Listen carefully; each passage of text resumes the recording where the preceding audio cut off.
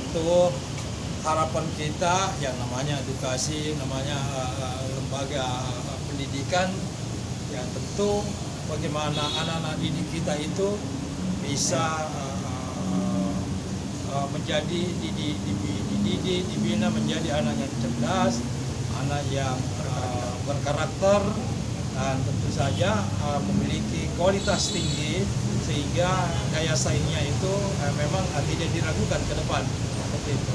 Kita tahu Makassar ini masih sangat kekurangan jumlah sarana sekolah kita dengan jumlah anak yang tamat setiap tahunnya, sehingga oleh wali kota melalui kepala dinas pendidikan yang lalu, Pak Dr. Rahman ini sudah berhasil membentuk sekolah grouping, ya. Grouping ini dibentuk sekolah SMP baru sebanyak 10, ya.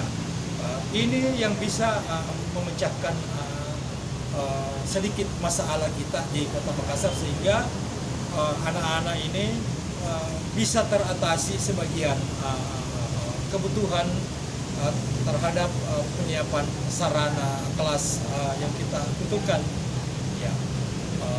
Mudah-mudahan secara akselerasi ke depan ini kita bisa minimalisir persoalan-persoalan yang ada, yang termasuk bagaimana menyiapkan guru-guru kita, ya, yang akan mengajar di sekolah.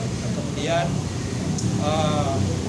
bagaimana mempersiapkan infrastruktur sekolah, ya, supaya bisa semakin layak dan semakin baik. Tentunya kita harapkan seperti itu, supaya anak-anak didik kita lebih nyaman, lebih berkonsentrasi dengan penyiapan sarana sekolah yang tentu yang lebih representatif yang kita harapkan seperti itu.